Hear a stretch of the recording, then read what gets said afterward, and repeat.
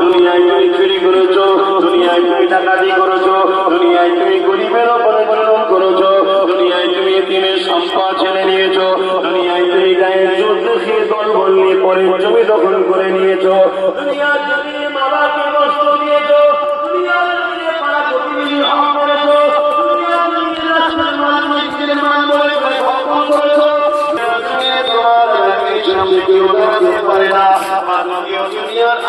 তোমার বিচার হয়ে থাকে, এই বিচার কিন্তু আসল বিচার নয়। তোমার তোমার জন্য বিচারের ব্যবস্থা করে রেখেছে। ওই বিচারের দিনটা হলো কিয়ামতের দিন হবে। কিয়ামতের দিন সবাইকে তোলা হবে। তুমি যদি মনে করো মারা যাবার পর সব শেষ হয়ে গেল, তাহলে তোমার তো আল্লাহর পাওয়ারের উপরে ঈমান নাই, আল্লাহর ক্ষমতার উপরে বিশ্বাস নাই। আল্লাহকে তুমি তাহলে এখনো চিনতে পারোনি। আল্লাহ ক্ষমতাকে যে অস্বীকার করে, আল্লাহকে যে চিনতে পারলো না,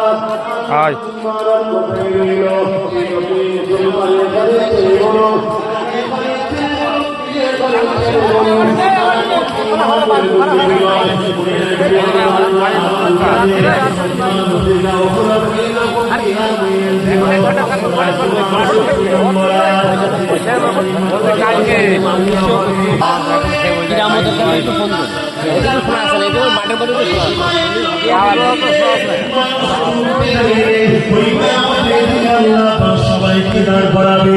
হে যুবক, আল্লাহকে ভয় করো। হে যুবক, নবীর সুন্নতে জিন্দেগি কাটাও। হে যুবক, তওবা করে ফিরে আসো। গান তোমার মাকসাদ নয়, যাত্রা তোমার জায়গা নয়, সিনেমা তোমার ঘর নয়। তোমার ঘর হবে মসজিদ, তোমার স্থান হবে মাদ্রাসা, আর তোমার সোহবত হবে আলেমদের দরবার। মনে রাখবে এত শান্তি তুমি পাবে, আখিরাতে শান্তি পাবে।